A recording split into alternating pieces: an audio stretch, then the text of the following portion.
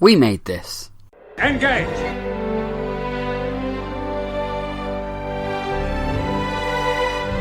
Tea Earl Grey, hot. There are times, sir, when men of good conscience cannot blindly follow orders.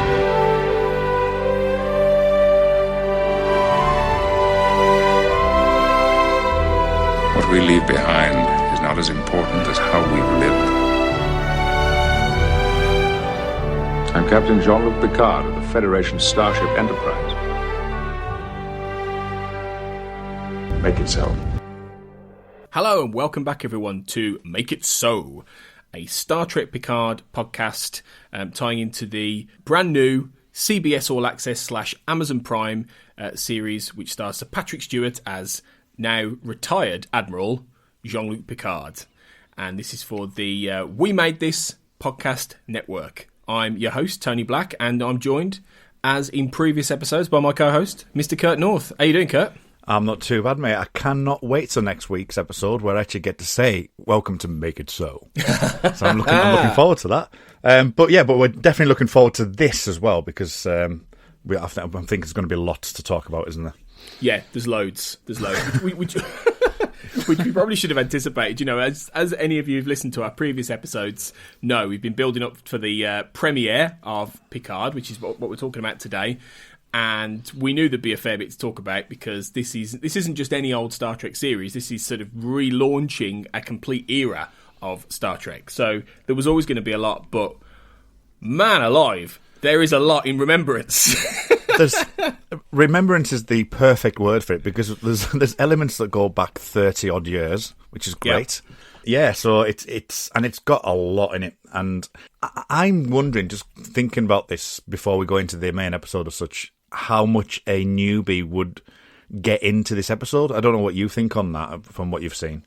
Somebody asked this, I think, on social media, and I don't know is the honest truth. I think it is quite Star Trek lore heavy in many ways. You know, it tees up the essential idea, but it's such a bespoke, very specific Star Trek series that it's not, it's not a ship and a crew, which is essentially how it started for years, or a space station and a crew. This is a very personal journey for a character who you are going to ideally have some history with. Yeah. So I think, I remember when Discovery came on, we were all a little bit like, this is a bit, I don't know how accessible this is going to be for new people, but Discovery's way more easy to get into, I think, in a way than this. Not that I'm saying Discovery's better, but I think and on that basis, Remembrance is it's something new, and I think it is also something of the past, but in a good way. We'll get into this. Yeah. Anyway. I think the same. Just when watching it for the third time, I think it was. That it was like, I can see what they've done to a degree, in that there's plenty of exposition in there that you can kind of follow on with the story, but there's elements that obviously that myself, you and I, for example, would pick up on straight away, or actually get kind of emotionally attached to, where it would fly over people's heads. So, and I'm going to watch it with my partner tonight. She's going to watch it at 8:00. She does have knowledge of Star Trek, so that's not going to be a major issue. There might be things that I'll need to explain to her, but she's got an overview. But it just suddenly thought to me that, if somebody's coming in fresh from this, it's not, there's not really like this has happened over the past 30 years. It's straight into it, so it is interesting from that point of view. If that's the case, and you're listening to this, guys, luckily you have this podcast on hand, because we're going to explain all the things you don't understand from this episode, I should imagine. So, you'll be fully clued in, hopefully, by the end of this hour. But yeah, I'm going to be watching it with Mrs. Black, who herself is a casual sort of Star Trekker. She remembers watching Next Generation with her dad when she was young, which is the case for a lot of people. Her dad enjoyed Next Gen when it was on BBC Two in the UK.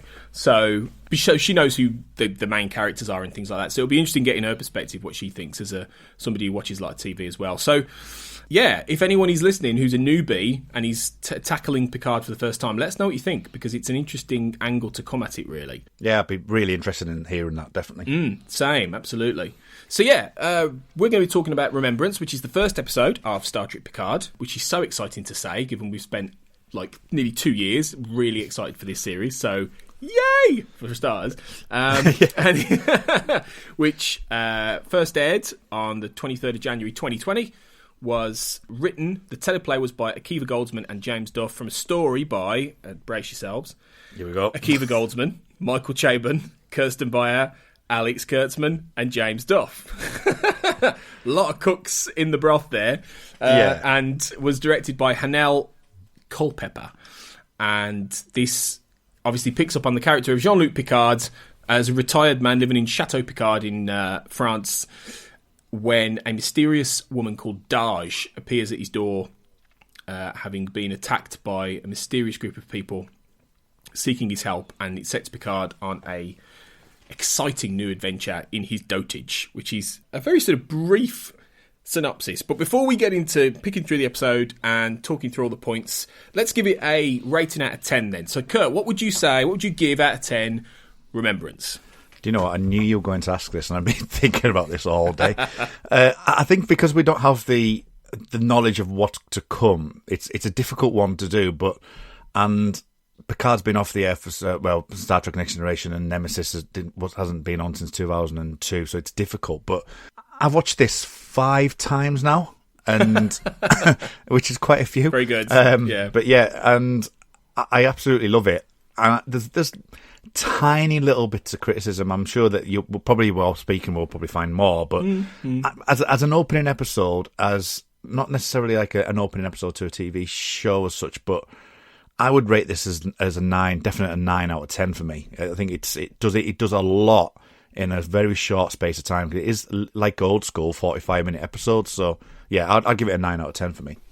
Yeah, I think it's one of those things that when we normally ask this on some of the other We Made This podcast, like the X-Cast and The Time Is Now, we're talking about episodes that have been around for years, been around for a long time. And it's easier in that sense to grade them. So it's by no means a definitive grading or anything like that. And the grading of some of these episodes may go up, may go down, depending on what comes next. But I think as a first episode, I'd go for an 8 out of 10 myself. I was really impressed by this. Yeah, I think it was a very confident, assured story which knew what it was trying to do. Even though it's very much a part 1 of a 10-part, it's not you can't even really call it a pilot in the same way, because it will end up inevitably being lined up with a lot of the different pilots from Star Trek series of yore. But this is even less of a pilot than the Vulcan Hello was for Discovery, which in itself was. It felt like a prequel, wasn't it? Yeah. Well, yeah, it was. Exactly. It was essentially a prequel to that story, and it was a different kind of thing. But this is very much part 1 as opposed to a pilot episode. But I think on that basis, it introduces the character really well. There's a lot of plot. There's a lot going on. You immediately get an idea of what the story is going to be, the core story is going to be. Even if you don't, there's a lot of mystery to it. It really puts you in a sense of place in the world of Starfleet and the Federation right at the very end of the 24th century. And it's just really nostalgic at the same time. It's probably a little bit more nostalgic than they maybe let on it would be, actually. And a little bit more referential to the past, but in a good way, I think. Yeah, well, I think the blend that actually is one that I wanted to pick up on, because you do have the nostalgic feel to it, and there's the... but also a continuation of where Picard is. Now, that to me is different enough from Next Generation that you feel that you know this character anyway. You just don't know what's happened in those 20-odd years that we haven't seen him. Yeah. But then when we move to Boston, and I know we'll talk about that shortly, there's the element of kind of new Trek, but it's not as new as I would consider like 2009 and Discovery would to be. Yes, it's got those really, really well choreographed fight scenes, and there's one particular scene I'm not too fond of, but it has a nice blend between the two, that you've got, the action-y type stuff in there, and then you've also got the Picard stuff as well, while also giving it a feel of like you've said, it's a 10-part chapter-based show from the looks of it, that it's got that modern TV-esqueness to it as well, which I think is a really good choice in my opinion. Yeah, I think it gets the balance right between new and old Trek better than Discovery has, actually. Yeah, and, I do.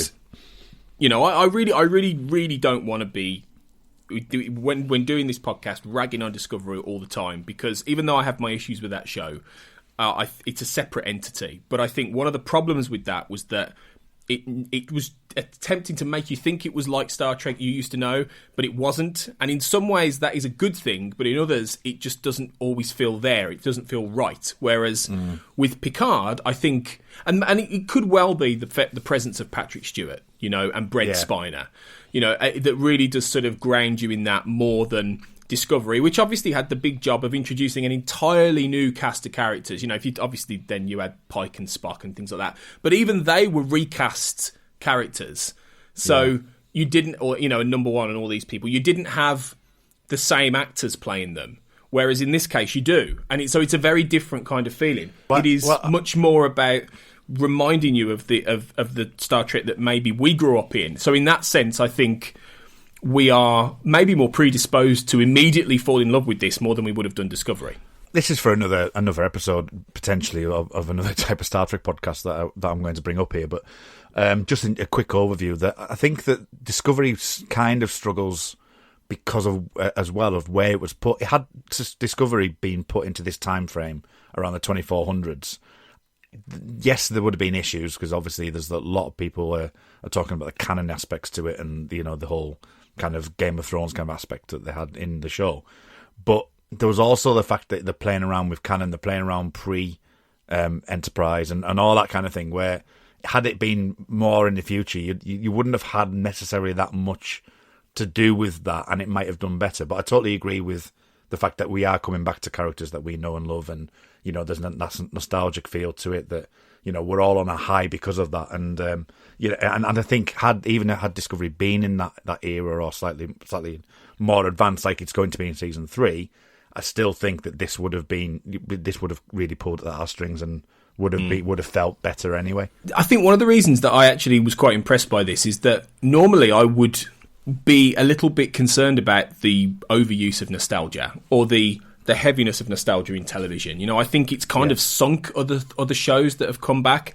I will say, you know, and we're mega fans of it, but it kind of didn't do the X-Files any favours to some extent when that came back for a revival series. It did and it didn't. There were certain elements. Somebody said to me on Twitter that this was a way better premiere episode of this show than the first episode of the revival of the X-Files was, and they're absolutely right. You know, this has much more of a solid story to it, a solid vision of what it is, and it's intentionally forging a new path with these, you know, these older characters, these continuing storylines. And what it has, and you've hit the nail on the head there when you talk about canon, it's free of that. It's free of having to worry about having to make the pieces fit, because it's new territory. You know, this is the furthest, although Discovery I know is going properly into the future, but this is the furthest proper Star Trek storyline has ever been in the canonity of the show. So it's great in that sense. It's free to do whatever it wants, and you can feel the excitement of that. I think in this episode, you can feel the writers thinking, "Oh my God, we could go anywhere. We can do anything with this." Yeah. And I think that comes out in the episode. Actually, I've been on Twitter pretty much most of the last 2 days, and I have to admit, when before the show came on, I was expecting quite a big group of fandom saying it's not this, it's not that. As we know, it can be a bit toxic. But I've only seen one or two. I've not seen a lot, and I've not seen a lot of bad reviews either. I think there's been same. EW. I think I haven't read it, but I've heard that's kind of dissing it a little bit.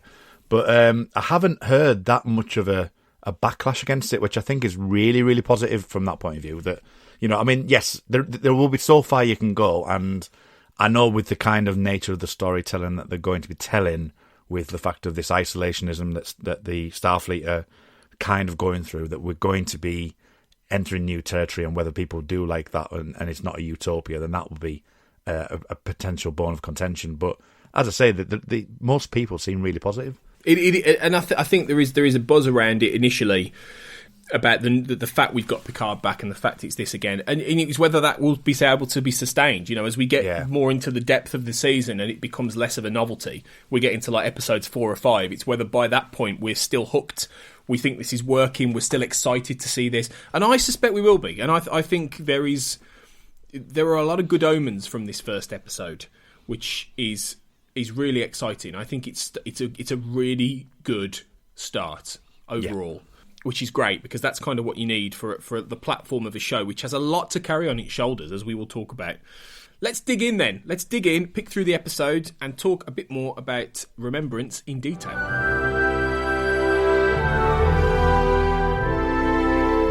Okay, so it opens with like a barrage of nostalgia. Because you've got blue skies shining at me, you've got the Enterprise D in HD, you've got 10 forward, you've got Poker, you've got obviously Data and Picard. It's just an absolute, like, throw you back in there, even though immediately you know it's not going to be a real sequence, that you know there is something about this that is unreal.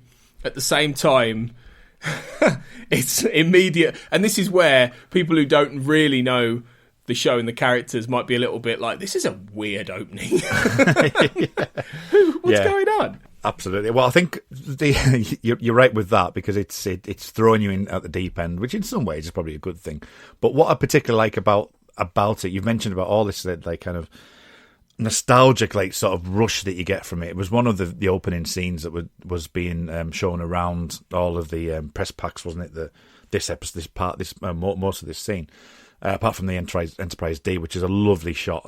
It's a great shot of the Galaxy class starship. That, but when we actually get in there, so you've got the nostalgia of Enterprise D and Polka, which is the end of all good things, where he says, I should have done this a long time ago. You've got Data in his Nemesis outfit, and then you've got that kind of aspect of the end of Nemesis as well. So I really like the fact that the blue skies, which is the final thing that we hear from B4 before we end the Nemesis. So I think that having the two kind of endings of the show and the films really works to kind of throw you back to it. That's a really good observation, actually. Yeah, and there's a tether between the two, because much as I know Nemesis gets a little bit of flack, you can't really ignore that film, but in this, because it was the last point of story essentially on television movies that we've had. So you've kind of got to refer back to that. And obviously, Nemesis would have been maybe more of a forgotten film had it not ended with the death of Data. That's a big point, a big massive thing at the end of that film. So it sort of has to connect back to that. But it was, it's a very pointed kind of thing to sort of place you back into the mindset of where you remember Picard. Much as the Enterprise E was an amazing, cool ship, it's not that ship you think of when you think of the Next Generation. It's the D. No, it's the one that's destroyed on Viridian 3. It's that ship. That's the iconic ship from that era. So to have him back on there in 10 forward again, which was always in the Next Generation, it was a massively iconic sort of set.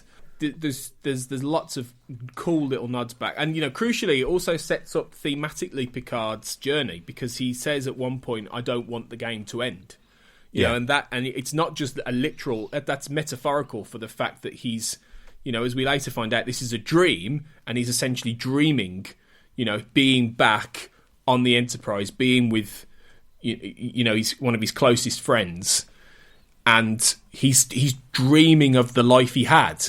Yeah. Which is quite a melancholy beat, really. Yeah, I think it gives you, because I think that this whole opening scene, and when you move out from there as well, that the line when he comes up, we see the Chateau Picard and things, and that whole scene. I know we'll get to it very shortly, and especially with the things that Picard is saying within the first couple of minutes of this opener, that you do get that aspect of he's not what he was, for those people that know about it, but he's also that he's almost introvert in a lot of ways, that he's kind of keeping it all inside him. And then, of course, it's a dark dream because it ends with he realises hang on, Mars is outside. We never went to Mars. What's going on? And then you see these explosions and Mars, turning on fire. There is something before that that I think, and I'm going to put a theory out here, I think is a massive clue. Right. When Data puts down the 5 queen a parts. deck of queens. Yeah. Now, given the last shot of this episode, what does the word queen suggest to you? Well, it suggests the queen, Borg queen. That's what it suggests. I immediately, in my head, went, Borg queen. That's got to be some sort of clue, surely. Why does he put queens down? Why is that? And then Mars explodes. So here's an opening theory, Kurt. Okay. I think the Borg queen was the one who programmed those rogue synths to destroy that fleet, and we'll come to this later. But I think the Borg queen's behind all this. That's my my theory. And I have a different theory to that. But anyway.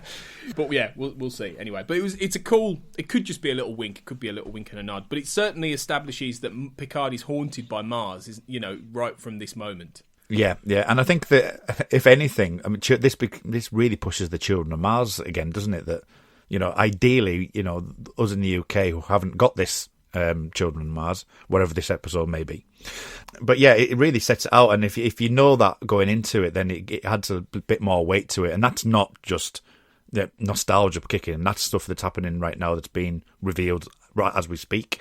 So yeah, it's all culminating in this, and effectively it gives you pretty much all that you need to know, doesn't it? Really, that he is haunted by these dreams. Yeah, things are playing on his mind still that he hasn't settled, definitely. And then he wakes up and he's in his vineyard, Chateau Picard, and he looks quite old and disconsolate, and that's the reality that he's living in, which is it's a beautiful setting, don't get me wrong. But then the last scene of the teaser is that we cut to our other main character in this episode, the mysterious Daj, who is living in Greater Boston, which is a very futuristic 2399 Greater Boston. And I saw something cool today. Somebody had, on the skyline, there's been various things that have been noticed about some of the advertisements, some of the things on the skyline. The Ferengi stuff and things like that. Stuff. There was one that was advertising Cassidy Yates' freighter service. Yeah, which I thought is excellent. So, any DS9 fans out there, Cassidy is still out there doing her thing 25 years on or whatever. And maybe she's found Ben Sisko by now. Who knows? But that's another series. That's a deep dive. That's a deep dive. But yeah, anyway, Dargie's chilling out, having a romantic evening with her boyfriend, and there's a Discovery connection here. It's the same race as Poe. Yeah, which you know the name of instantly. When we said it last week, you knew exactly what her name is. Mi Hani Ikahalika Po. That's the one. I'm not back to haunt you. I'm not at all looking on Memory Alpha here. Okay, no. Just so you know. But yeah, she was the queen of the Zayans, wasn't she? And she's in the episode Runaway, and then she crops up in the last few episodes of Discovery, season 2. With the lithium mines, isn't it? Because they've got a planet which things dilithium. Yeah. Mine dilithium, and she's mates with Tilly in Discovery. So presumably by the point of this is 150 odd years later, they're now part of the Federation, and it's a deep dive one. It's something you'd only find out if you were looking into it, really, because he's dead in the next couple of minutes. But I like that. It's a nice little example of how they're going to try and, in discreet ways, sort of tether things together continuity wise, I think. Yeah, the only issue that I've seen online recently, because I'm not a massive ship connoisseur, but there is a few dissenting voices with the fact that they're using likes of Discovery shuttles and things that they haven't seen anything new. Now, I'm reserving judgment on that because it doesn't really affect the story in my eyes, but whether or not there is a storytelling reason for it, there may well be. They might well explain that away. Which would be interesting, but there is that fine line between the two, really. It's hard to say, isn't it? I mean, across the whole length of Star Trek, you've had issues with how things look, haven't you? You know, and a lot of it is defined by the time you make these things. You know, back in the 90s, we always used to say how, you know, there would be the thing of, well, that doesn't look like the 1960s. And it's like, well, no, because it's 1997. Yeah. You know? And a lot of people hated the Enterprise D, didn't they, when it first came out? So, yeah. You know, so you always get this. You'll always get those people who are really find these things a massive sticking point. And I think... Fair enough if you're really into that kind of stuff, and a lot of people are. You know, they're really into the ship design and they're really into that thing. And I understand that people want a continuing universe that makes sense. I'm completely on board with that. I understand canon means a lot to me as a Star Trek fan. It really does. Yeah. And I hate it when it's fucked with, to be honest. But for me, it's more when you start fucking with story canon, and that's what they do in Discovery a bit too much for me. That's when my heckles go up. When it's a production thing, I'm less bothered. You know. Yeah, I'm exactly on your point. Really, it's when it kind of messes around with the story, and you think, have you really explained that properly? Have you kind of changed that just for the sake of it because you want to change it? Yeah, that's where I get really really annoyed with if they do that. But again, you know, we're in the future now, so we're all right. Yeah, exactly. Yeah, we don't have to worry. But yeah, Darj they're talking about how she was. She's a bright cookie because she's just been accepted for a fellowship at the Daystrom Institute in Artificial Intelligence and Quantum Consciousness, which is very Star Trek-y, very future. I'll pick up on Quantum Consciousness later. Yeah, because this is definitely going to tie into what's going on deeper with Darj. I think more, especially when we get to Agnes Jurati later on. Yeah, anyway, it's pretty quickly shattered when these 3 or 4 masked men in black transport in and kill the boyfriend and go to, you know, either kidnap or kill Darj, and they're asking, where are you from? Where are you from? Where are the others? And Darj has no idea what's going on, and then suddenly her Jason Bourne training kicks in. Suddenly we realise she's part of Treadstone.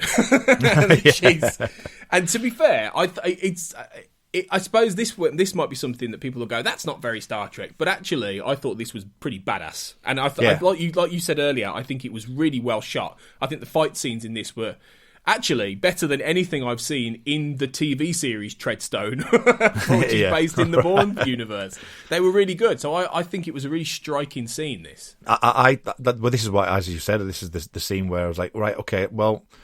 It needs to move on. We can't just have, you know, dodgy sets like there were in the 60s and the 90s. We've got to kind of like view it from our perspective in the modern world that these things exist and have a fine balance. And I think that the balance was really well done here because the choreography in this and the one later on was really really well done. It was. Like things like there was one particular scene in the one later on where she kicks or throws the guy against the stair rail, and I thought that was just amazing bit really of choreography.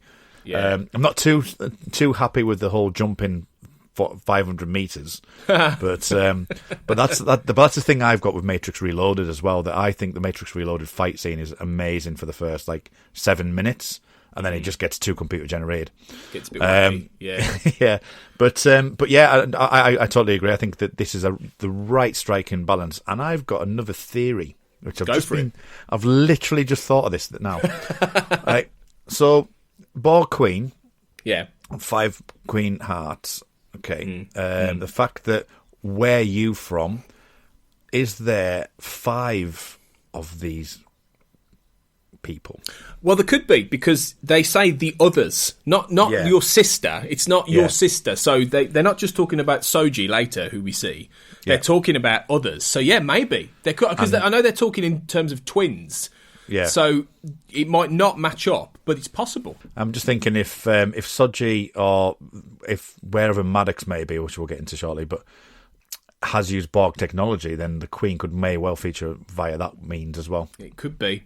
It could be, yeah. That anyway. Might be a neat. It might not be anything to do with the Borg Queen, but it might be an interesting. That the 5 thing might be, because remember it's Data putting it down, isn't it, as well? Yeah. So it could well be a clue about how many there are. There could well be 5. That's a good theory. I like that. Because the question is where are you from? The question is where is Darj from? And this is something we don't really know yet.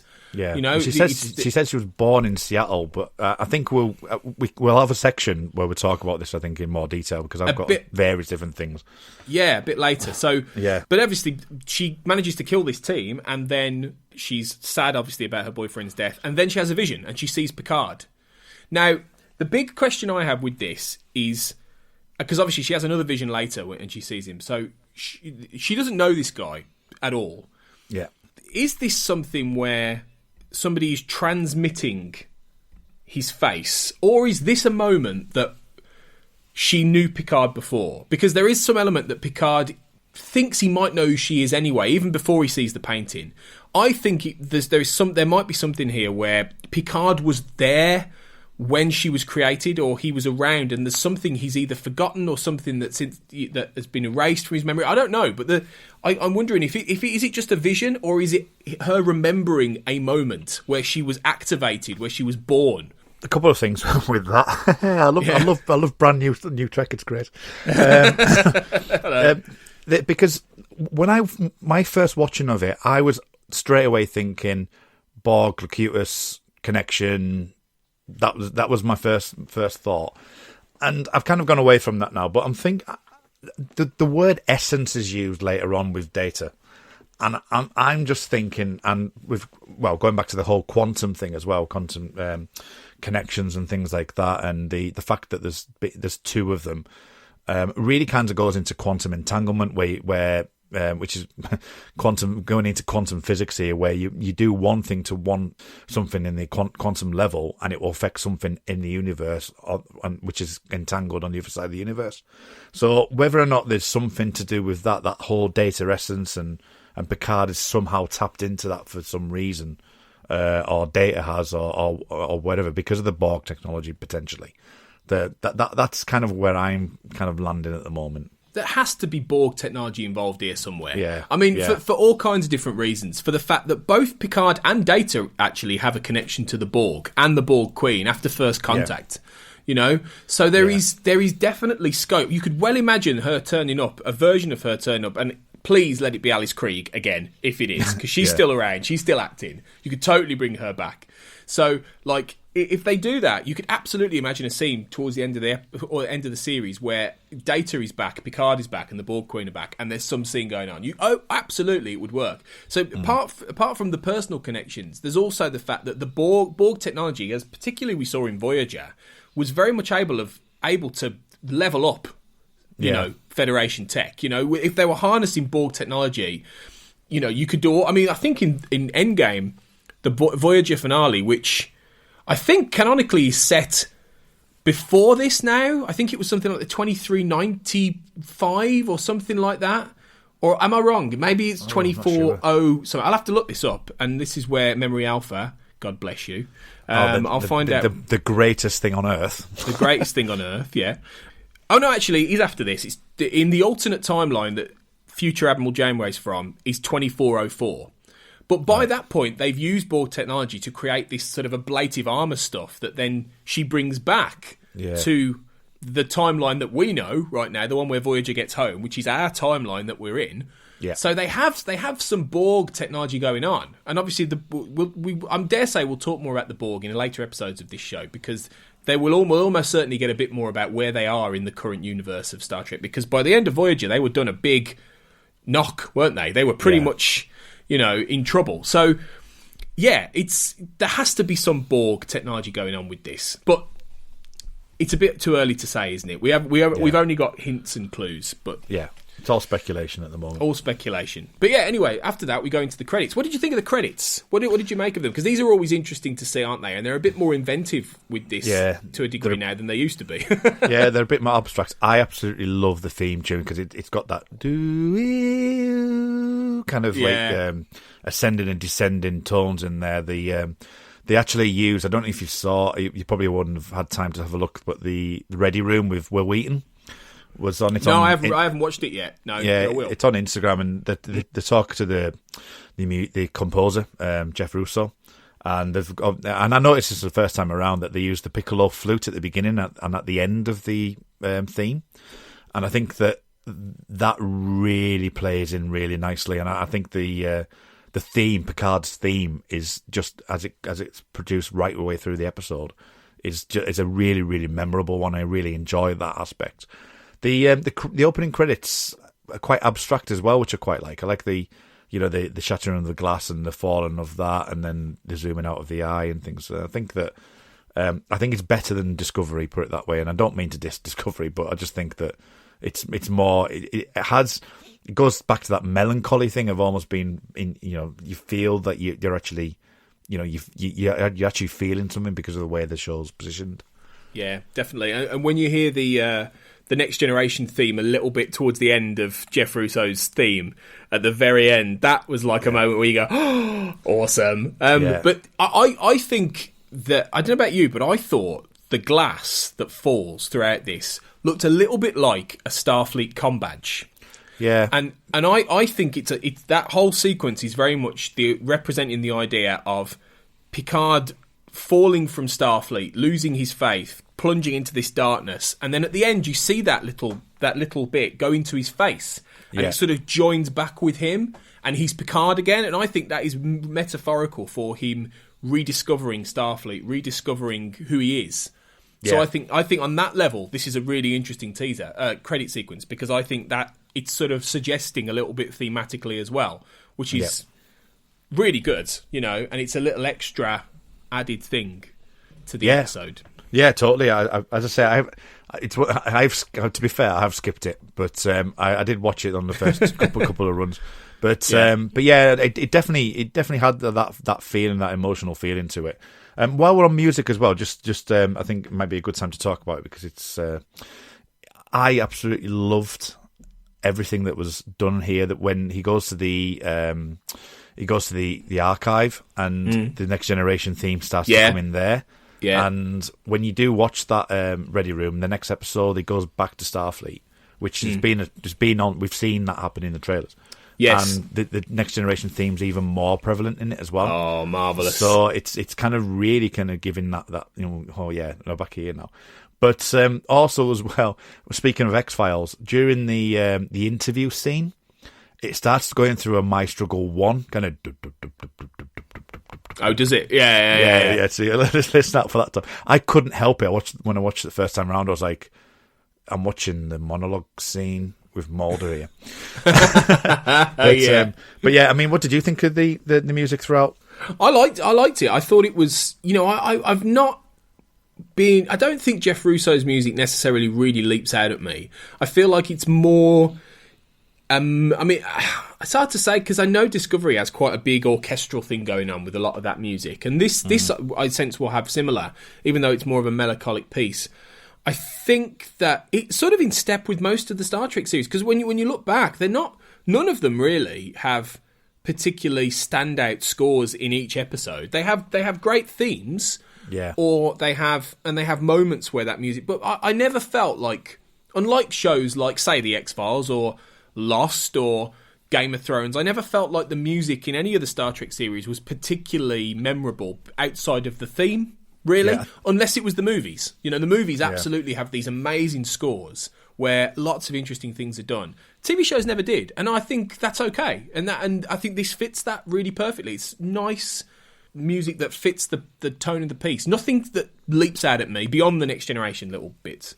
But it was decent. I enjoyed it. Yeah. Really. I really enjoyed it. I think that the piano lines especially, and as I say, the piccolo in the main theme and bringing the Next Generation stuff was, it really worked. I think the one I was talking about in the interview was it feels a bit disjointed, because it's like, where did that come from? Because it doesn't really appear again, and potentially it might be in the fight scenes. I didn't notice it, but it was definitely more of like a heart pumping kind of, right, okay. But if it comes in more, then great. But I think we definitely will get more of that melancholy piano thing going through, and the Picard theme, which I think the Picard theme particularly stands out for me. Exactly, it might well emerge a bit more as the season goes on. So yeah, it's good. But yeah, anyway, we're into Act 1, and we're back at Chateau Picard with Jean-Luc and his dog, number 1. Best name for a dog ever. He's Pitbull. And Patrick Stewart obviously loves pit bulls, which is one of the reasons number 1 is a pit bull. I tell you one other thing with this. I feel like much as Patrick Stewart is great, and he immediately feels like he's Picard again, I think really there isn't much now between Patrick Stewart and Jean-Luc Picard. no. And I think there was, in the old days, there was more of a dividing line between the character and the man.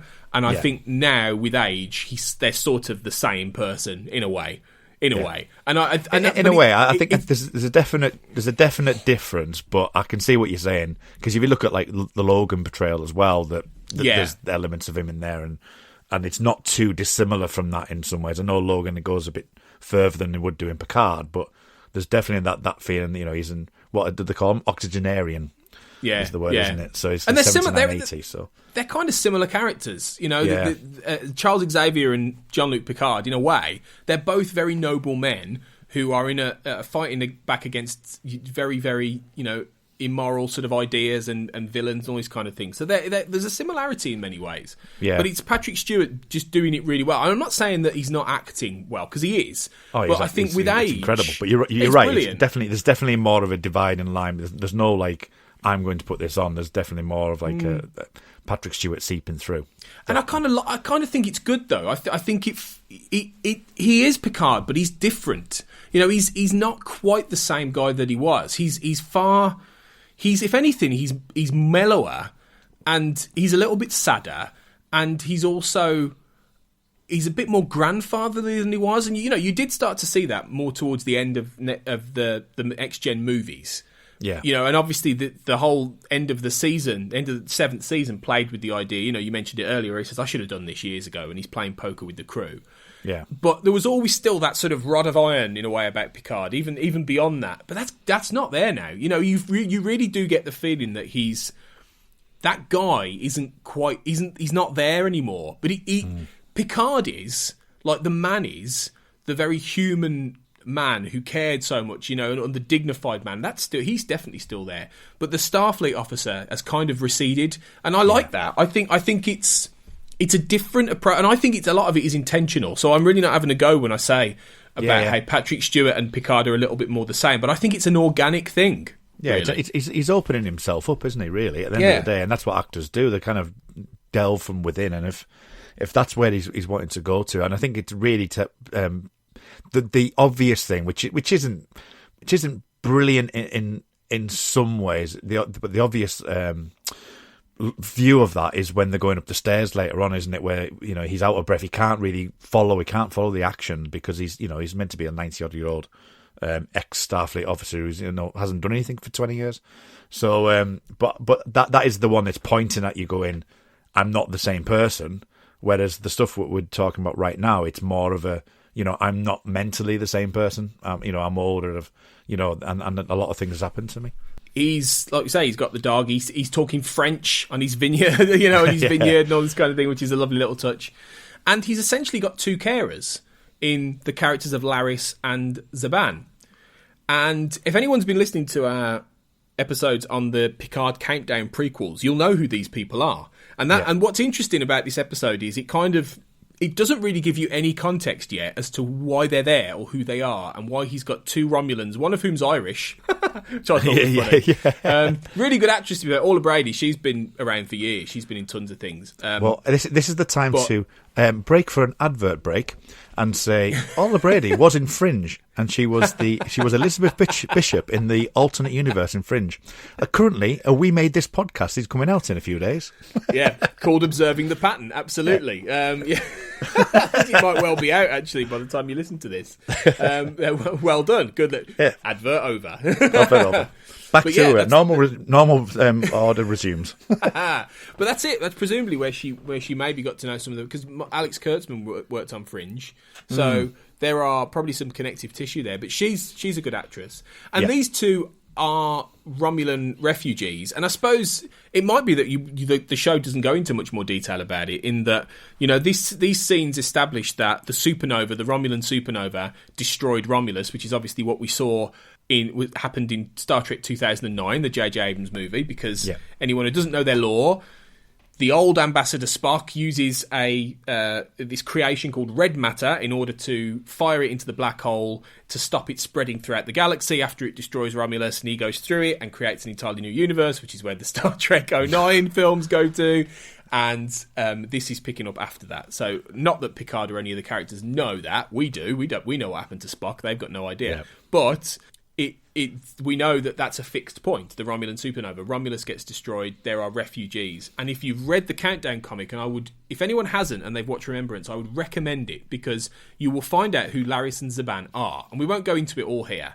But listen to those episodes, because there is a backstory, and there is also that backstory also includes a character who we're going to see in Picard in the next few episodes. So they're very much worth reading, I think, because it will give you an extra little context as to who these guys are and what happened with all of the Romulan refugee stuff that has so affected Picard.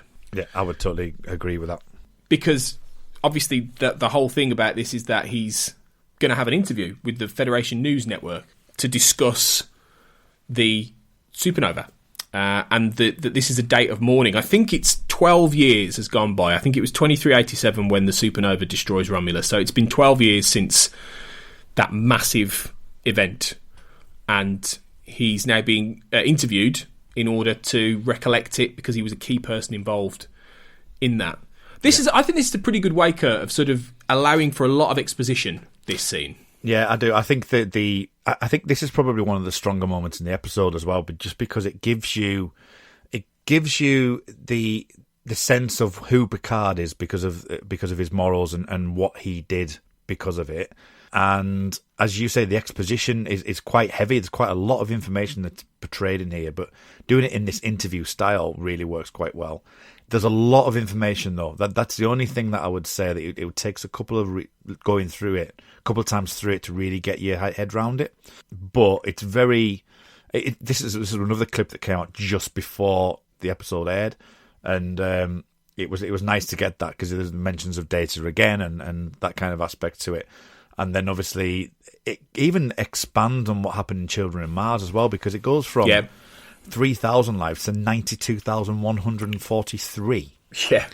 Which is a hell of a lot. It's a lot. Yeah. So that's massive. Yeah. And I think but yeah, there's a lot of information there, and it's even got things that behind the scenes that you look at, like he mentions things like she mentions the pyramids and he mentions Dunkirk, and there's like blank expression, and and even to the point where he's saying, we see it on the TV screen later on when Darsh sees the interview, where he's like, sort of, you're just wiping your hand away, and you're basically ignoring what's going on, and like kind of close yourself off to war and what it leaves behind, and people who have died and things. I think it really focuses in on what Patrick Stewart's been saying a lot about, the fact that the political climate's here, and how that all kind of ties in with this and the kind of themes that they're looking for. Definitely. It's the big moment where because one of the big questions has always been, since we found out that the basic premise of this, what possibly would make Picard leave Starfleet? He's a career Starfleet officer. He's been there since he was a young man. Most of the 24th century he's been in Starfleet. He's probably the most well-known, famous Starfleet officer of that entire century. He's the James T. Kirk of that century. Yeah. He's a living legend. What would make him go from? He's the kind of character who, had things been different, he might well have been Federation president by now. He might well have moved up from Admiralty to the Commander in Chief, and then he could have been. He's the kind of man you can imagine in a Federation future that went better than this. He might well be running the shop. So that has, if anything, it's gone the other way. So it's what would make him do that, and it's one of the things that he's never talked about in 12 years or however long it's been. He's never discussed why. Why would you leave? And the big thing he talks about is how it wasn't, and there's that great moment where he says, because it was no longer Starfleet. Yeah. And it's because, we get some key information. When the supernova happened, he was the one who convinced the Federation to help the Romulans. The Romulans reached out. And in my headcanon, that's characters like Donatra from Nemesis. Nemesis, yeah. Who he bonded with essentially at the end of that film, and he had friends in the Romulan. She says that, I think, at the end of Nemesis. She says something like, "You've made a friend in the Romulan Empire." So it's people like that who maybe entreated to Picard and said, help us. You're our conduit. And he went to the Federation and said, look, we've got to help them. Because there's that key moment where the interviewer, played incidentally by Merrin Dungy, I love this line. This is a great line. Yeah. She was in Alias, Merrin Dungy. She was another Alex Kurtzman former series, J.J. Abrams, all that. And she says, people thought that might not be good use of our resources, helping Romulan lives. And he says, no, lives, saving lives. And to Picard, there's no distinction. They're not aliens. They're people. Ultimately, it's not about this. And that's the great thing. It's like one of the big, I bet they were thinking in the writer's room in terms of the analogy to now, because, and they've talked a lot in interviews about how they obviously want to make Picard contemporary and allegorical, and like all the Star Trek series are, whether intentionally or not. But one of the things that I think they talked about was, in our world, the real push-pull between climate change, terrorism, all these things that are forcing refugees out of their hemispheres into the Western world, into civilization, and yet they're being met by hostility. They're being put in camps. They're being pushed back. And I think that this whole thing is about how we're finding a real difficulty in accepting that these people, it doesn't matter whether they're from Syria or if they're from Africa or wherever, they're human beings. It doesn't matter what country they're from. Yeah. But in this instance, the Federation walked away when they could have helped them. Picard cannot square that in his head. This is not who we are. We don't do this. Yeah. And I think it's very much a case of this is what now the writers of this show are seeing in countries like America. They're seeing it in the UK. They're seeing it in a lot of these progressive democracies, that the Federation is modelled in a way after the idea of Starfleet. And I think it's a great parallel to what we're seeing today. Yeah, I absolutely agree with that. And I think that whether or not this was intentional or not, because this has been filmed quite a long way in advance, but there is the climate change aspect, that I don't think it's any surprise that they start talking about the aftermath of the attack on Mars, that Mars is still uninhabitable because it's still on fire. On fire, so I think that may well be a key to it. And I know that was more of a terrorist attack as such, but the fact that the planet is still uninhabitable and unusable because of that event, that doesn't go past me without actually thinking, that there's a climate change aspect to it as well. Well, I know that the idea of a supernova burning and the Romulan sun exploding it's not so much negligence as it's just a freak occurrence that has essentially happened. I think I don't think there's any suggestion so far that it's necessarily negligence. Eventually our own sun is going to go supernova in a few billion years, and the Earth is going to be wiped out. It will happen eventually to a lot of places. So unfortunately, Romulus were just unlucky at this point, and there was nothing they could really do to stop it. But for me, it is almost like a massive force of nature that is destroying a civilization, and it has to be that they had this in the back of their mind, that as human beings we are willfully allowing our own supernova, our own destructive force of nature. And I think really it's much more about the refugee problem. It's much more about that. Yeah, and that totally confluence with terrorism, which is, as you say, I think the Mars thing is an interesting sort of, especially with Australia recently, with that burning and things. I think it's just a happenstance, but you're right. I think it sort of brews up with the terrorism aspect and this sudden change in the system when you get an attack like that so close to home that kills all those people. And I mean, I don't know. What do you think about this? Because it's interesting that the whole point of that attack seemed to be to destroy the rescue armada. Yeah, which is, I think, going to be a key plot point overall. I think it's going to be a key plot point. I'm conscious that I've seen and you've seen something that would maybe kind of tip the balance. I'm not sure if we should maybe mention or not because of the Countdown comic. No, and we will get into this. We've been lucky enough to read the comic a little bit ahead of when it's coming out. As you listen to this, the comic Countdown 3 is coming out on the 29th of January. There are some things that we'll be able to talk about, I think, in that episode, which will come out later in the middle of this week, before episode 2 of Picard, that we can go into about these aspects. Because it would have been nice to talk about it, but obviously it's just the way that it's fallen. I think it's maybe fallen that way. We don't know what the reasons behind that comic coming out later than what was expected, really, do we? But yeah, there's that element, but which obviously we can't really discuss at the moment.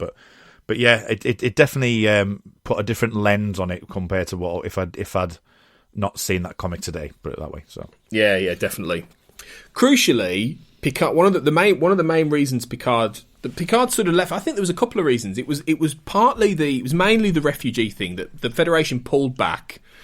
And he says, this is what he says. He says the galaxy was mourning, it was burying its dead, and Starfleet slunk from its duties. The decision to call off the rescue and abandon those people we had sworn to save was not just dishonourable, it was downright criminal, and I was not prepared to stand by and be a spectator. I think it's mainly that, but I think it's also the decision afterwards after the Mars attack, which destroys this rescue fleet, which prevents Starfleet from doing this, or is a major reason why they're not, that they ban synthetic life forms. They ban essentially androids. Which wasn't far from what I thought.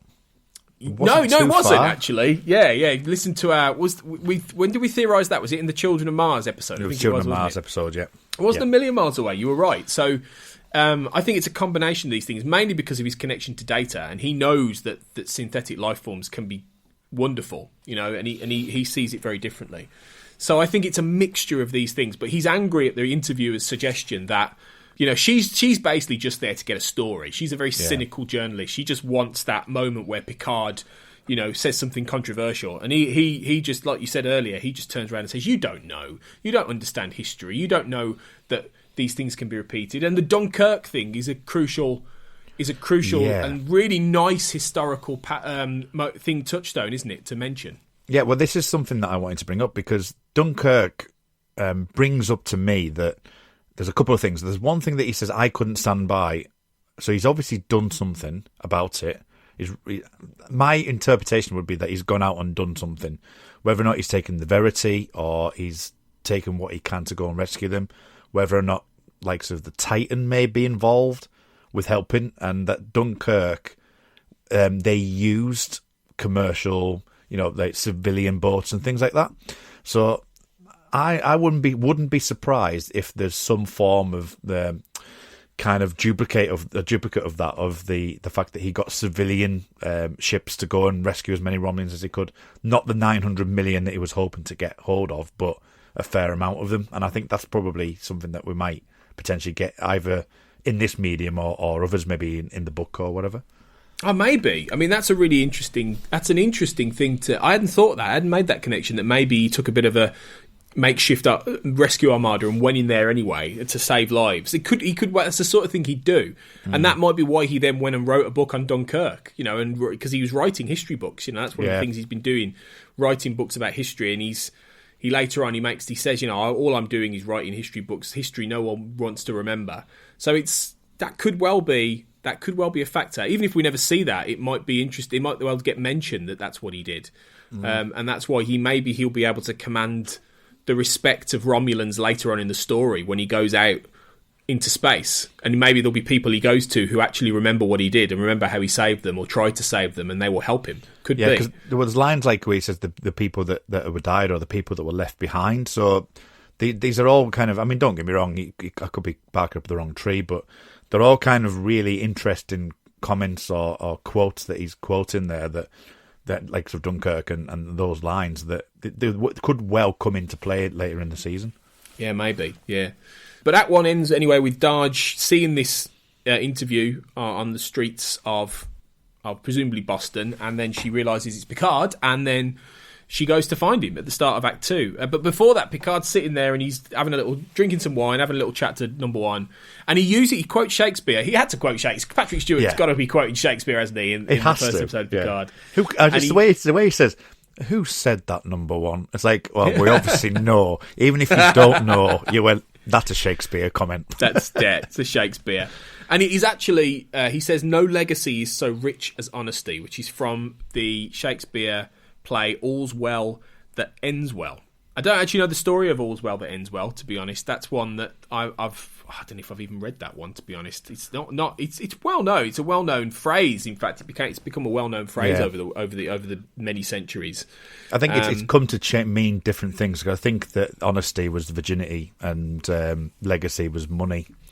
Right. Okay. So the actual phrase and terminology, because I think that it's a discussion between Mariana and Diana, and I think that Right.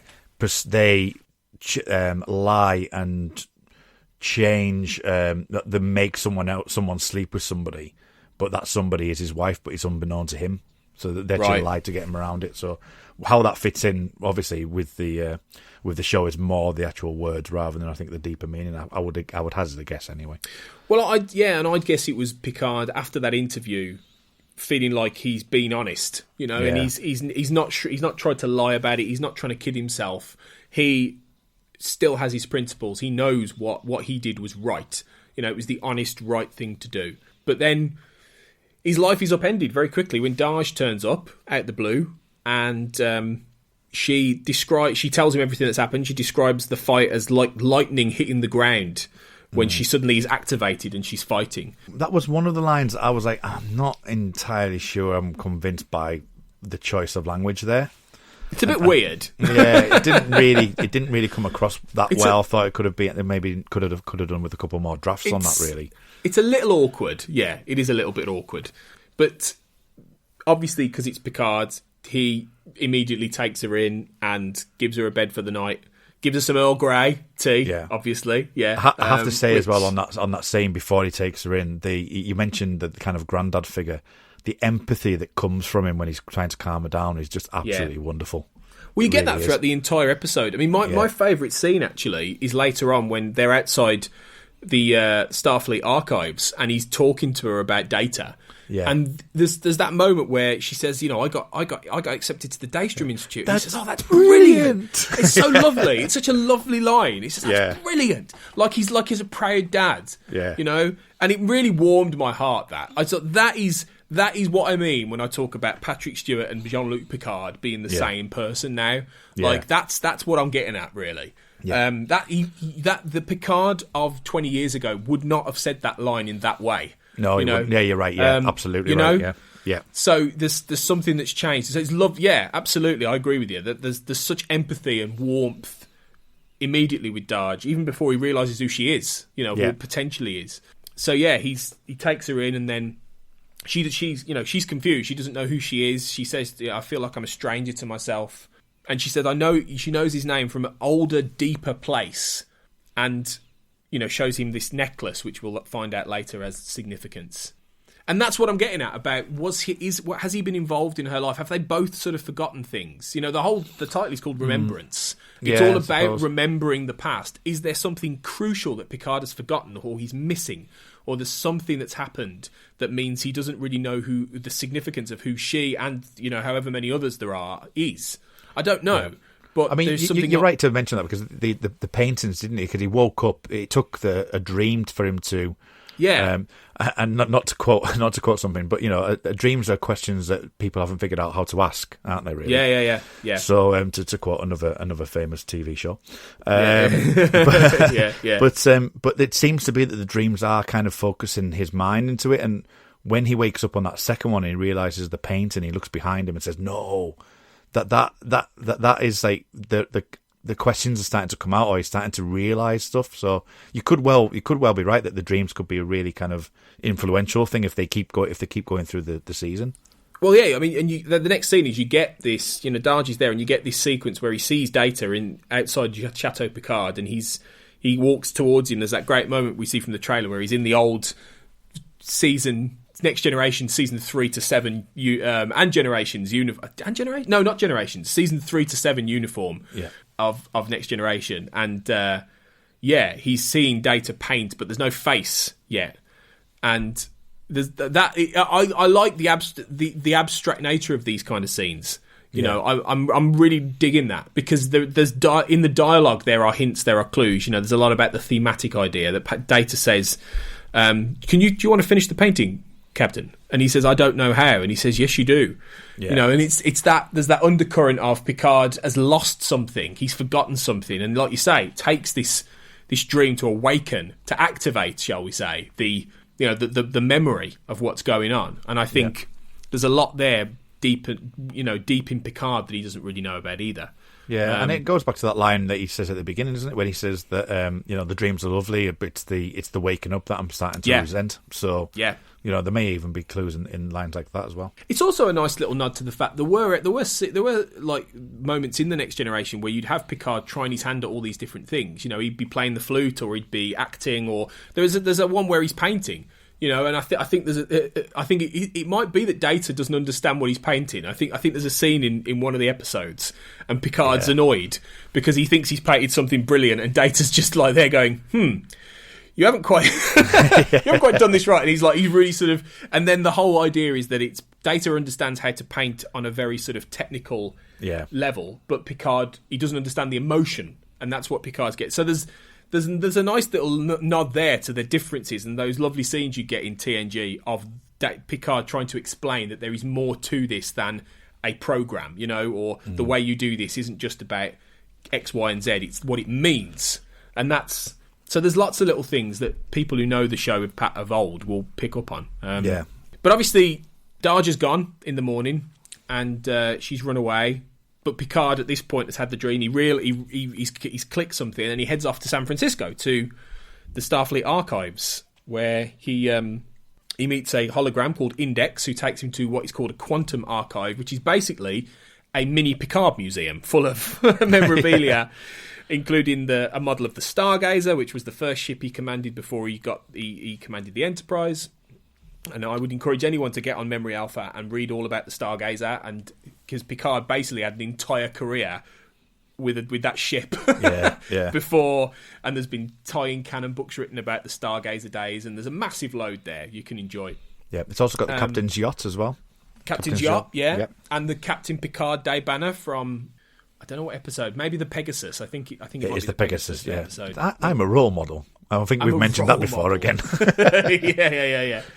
And Destination Star Trek in Birmingham in October, they had that banner, actually. They had a Picard... Well, they had the whole museum, didn't they? They had the museum, and they tracked his career through. It was a bit like the Starfleet archives, in fact. And they tracked his career through all the years, all the seasons, all the movies, the different uniforms, and then eventually get into what he's wearing in Picard. And it was a nice little glimpse. And you saw his Admiral uniform, which we haven't seen in... We've only seen in Children of Mars on the screen so far.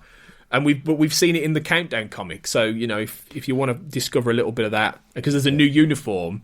Because I don't think we've seen the new Starfleet uniforms in this episode, actually, yet. Not the. Well, we've seen glimpses at the archive just walking past, but nothing in any detail. While we're on uniforms as well, because during the filming of the show, that Patrick Stewart was saying that he didn't want it to be like a next generation again. He didn't want to get into the uniform.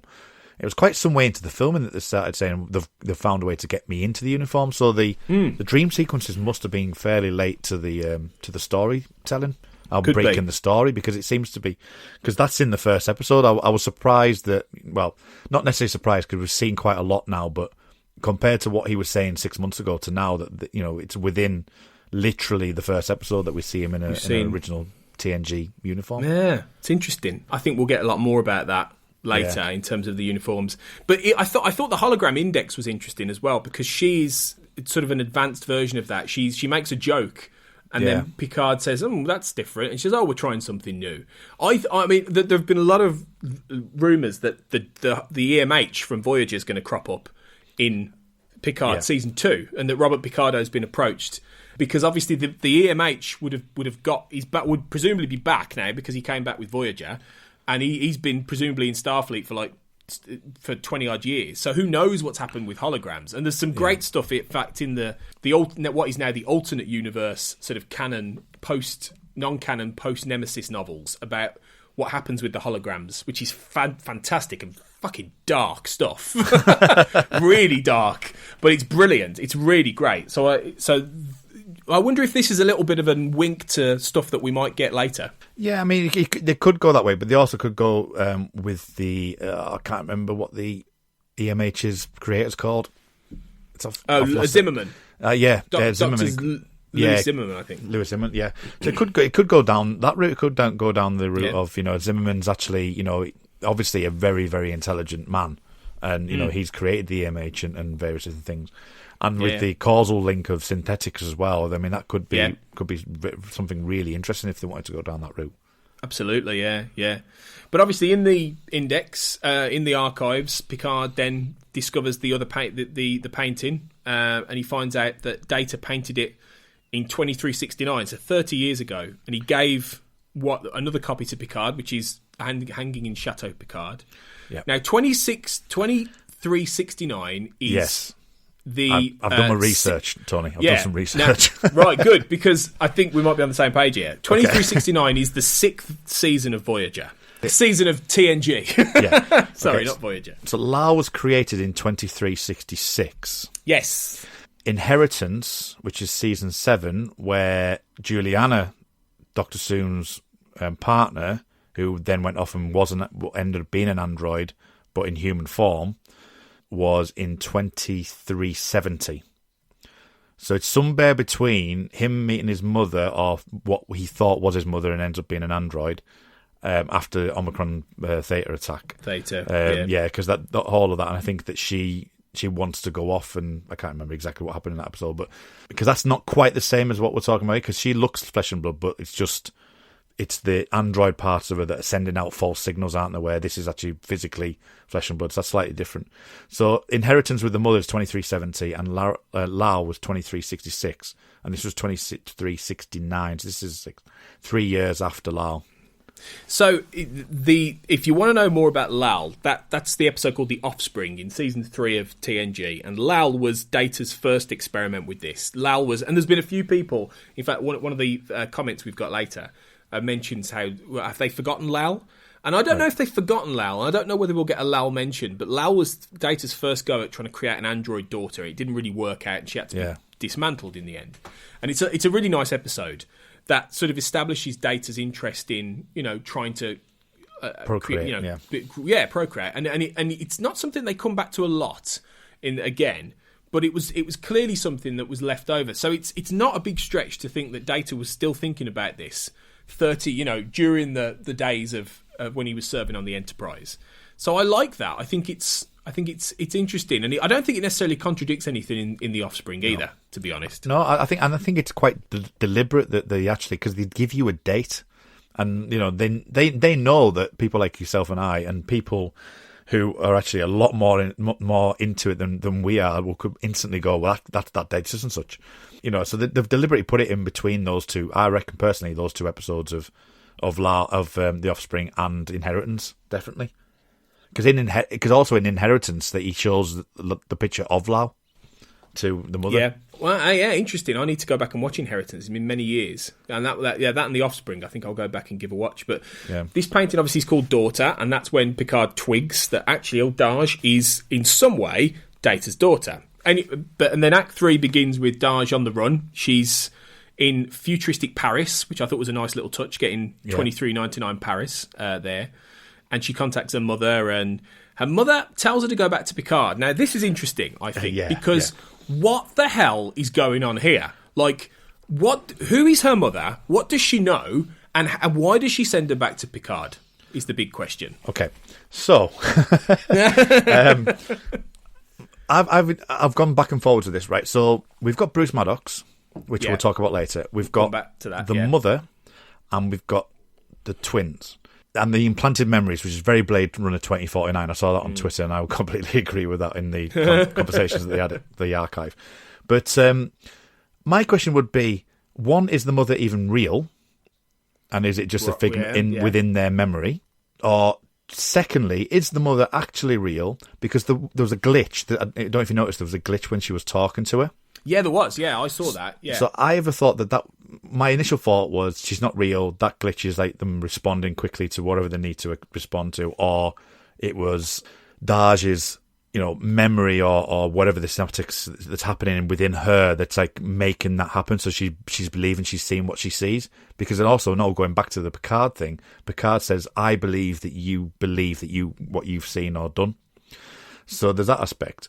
Or it's that the mother is real, and she says, go back to Picard. She says, how do you even know that? And then there's a bit of like panic because she's like, I haven't spoke to her about Picard.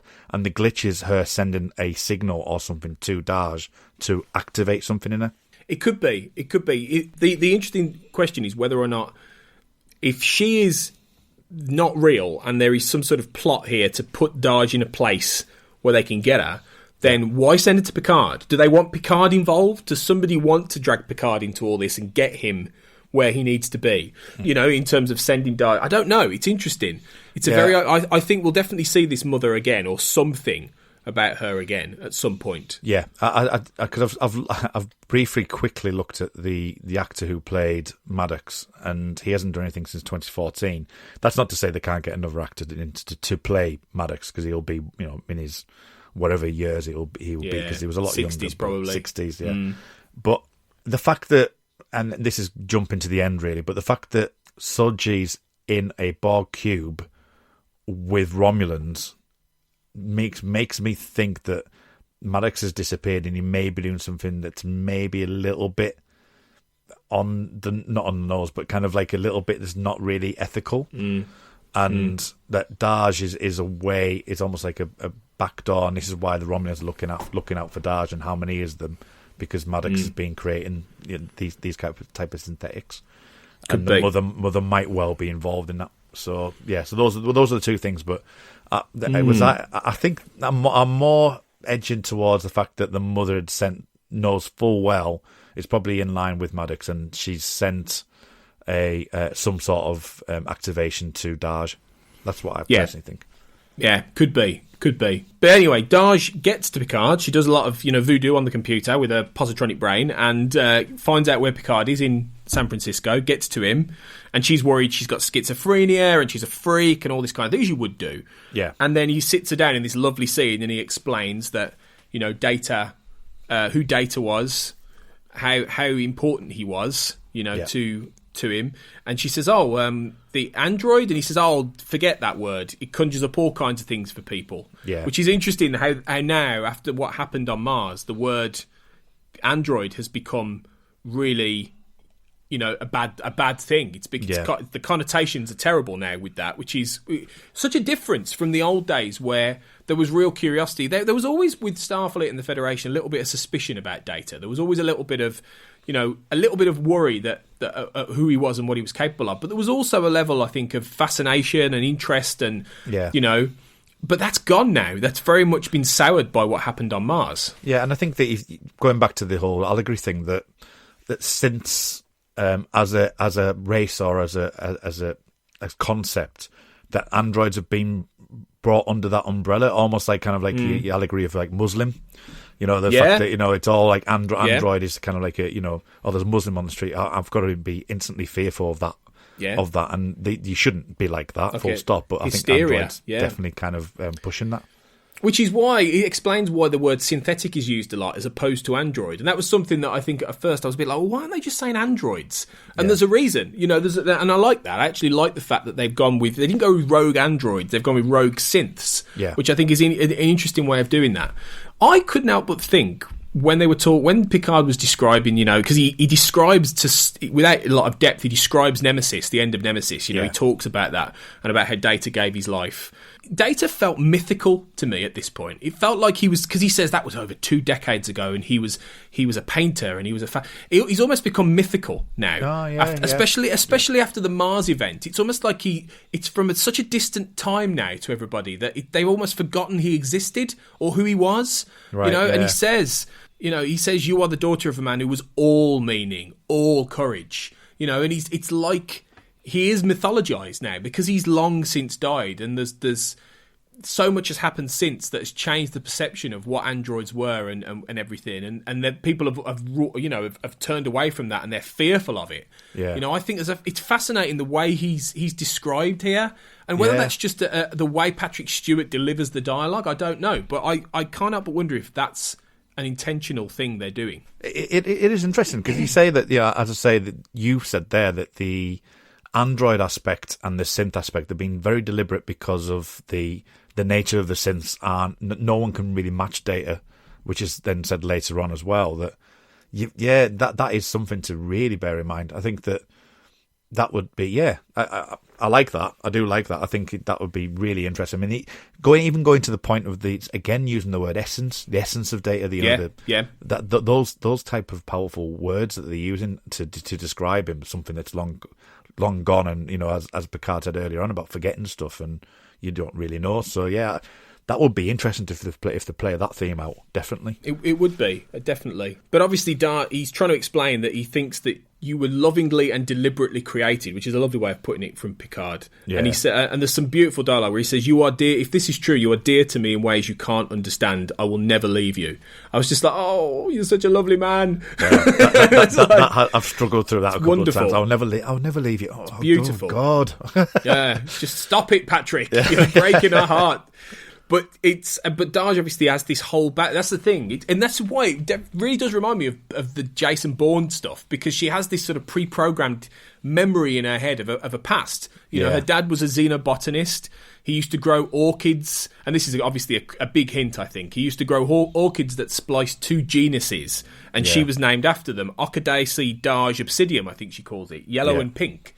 So there's some sort of backstory there that is. There's some truth to that in terms of some of the experiments, and I think we're going to find out that Dad is Bruce Maddox.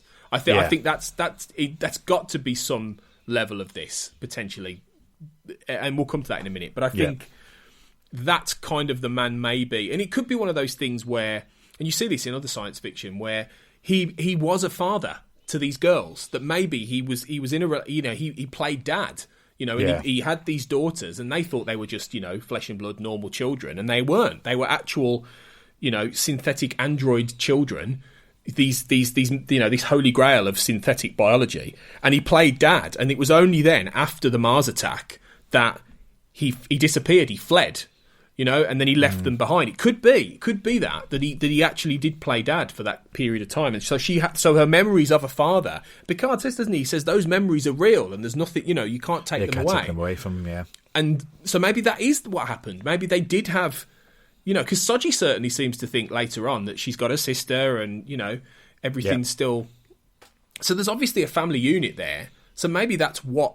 Maybe we'll find out that they have a memory of that life. Yeah, it's either that or the implanted memory. I'd like to believe it's the first one, because they obviously haven't grown up, so they've obviously been activated at some point.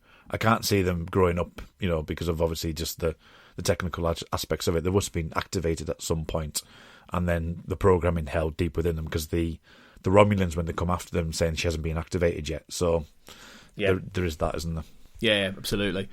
Anyway, they come up with this plan. They're going to go to the Daystrom Institute to find out more and try and make this, link. Picard says he thinks it's a positronic alarm bell that's gone off, and it's activated her as this synthetic, and she can't get her head around it. Even though there's all these things, the super fighting, the super hearing, all these different things, and that she can hear transmissions, she can track things through Starfleet. All these things she's getting through security clearances, all the things that suggest there's more going on. Yeah. But then she senses that there are people coming to get her, and that's when we get this action sequence, which is her, getting to the roof of the archives with Picard, and there's a great moment where he can't be as fast, and he's like, "Gosh, I can't. I'm old," and it's a really nice moment to reflect, because we've seen Picard in previous movies doing all the action stuff, and he's climbing ropes, and he's shooting, he's running. So it's a good point to remind us, actually, this guy's in his 90s. He can't do that anymore. We mentioned it last episode, didn't we? Are we going to see action Picard? And I think we still will, because we've seen trailers with him fencing and things. But I think we'll see him get that back. Yeah. He'll get that mojo back in time. I was thinking of doing potentially doing 2 short treks. One, Picard back in the gym. and 2, the investigation of the boyfriend dying as well, because that seems to have just been wiped under the carpet. But yeah, Picard in the gym would be definitely good to see. That'd be good. Yeah, get him fitter, definitely. I think it will sort of be a physical parallel to his mind as well. I think the more he becomes involved in this adventure and trying to do all this, I think he'll find that his body responds, and he stops being this, as he says that Laris and Zaban describe him, a benign old codger, which is a brilliant line. He says, "You treat me like a benign old codger," and I think that's the thing. He'll rejuvenate a bit. He'll have a little bit of that Baku planet effect, and he'll suddenly start to get his his mojo back, which will be great to see. But here, he's physically unable to really keep up with Darge as these Romulans attack. Another set of Romulans attack. Well, we find out they're Romulans now because she has this big fight sequence and the masks come off and they are Romulans. And she dies. And I mean, and I'll be honest, this made me go, whoa! Because I did not expect this to happen at all.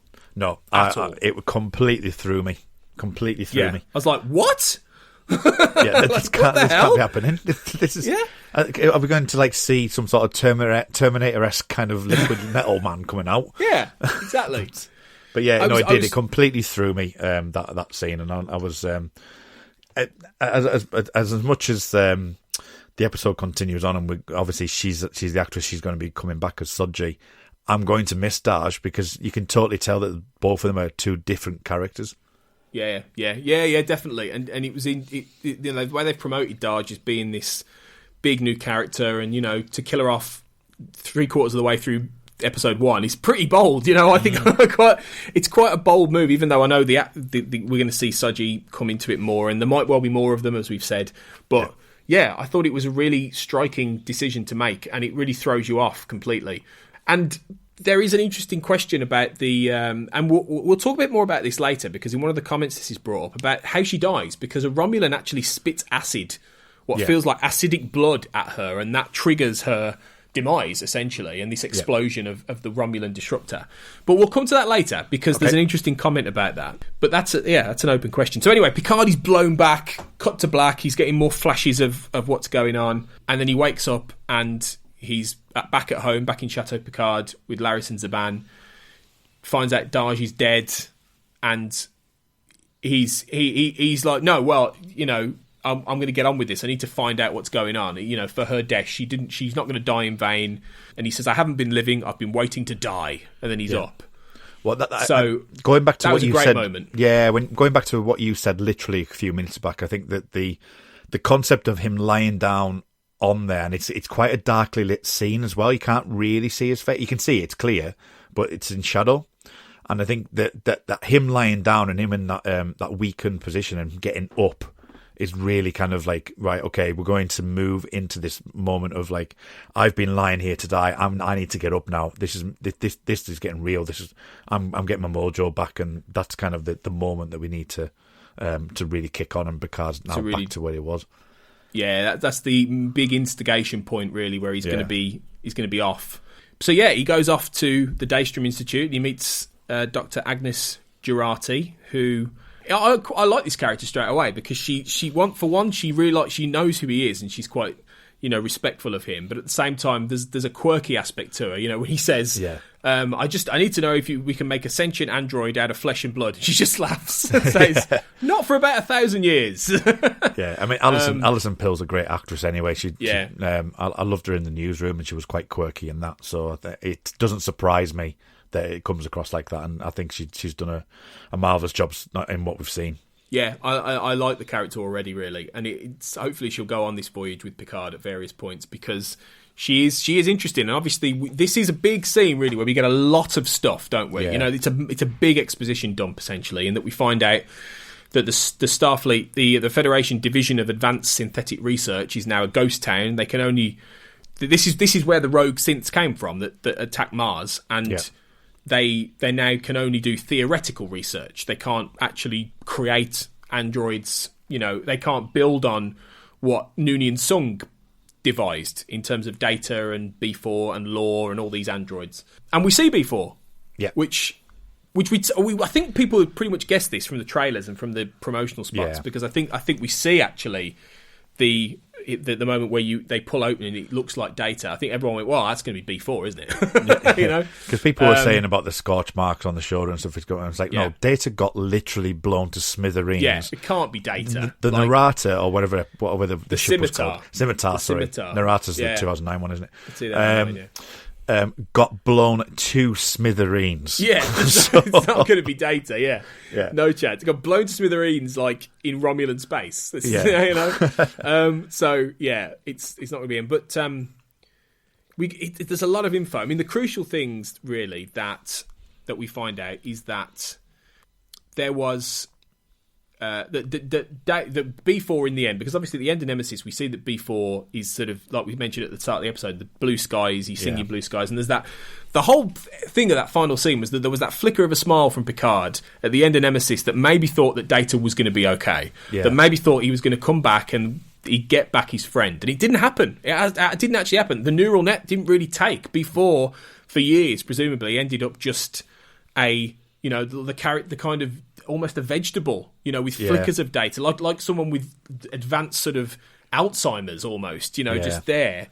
And presumably they put him in that, they dismantled him after the Mars attack, and they put him in that box. But interesting, they haven't destroyed him, that he's still there, and they could, you know. I suppose it's the only Noonian sung android. I mean, we don't know where Law went, do we?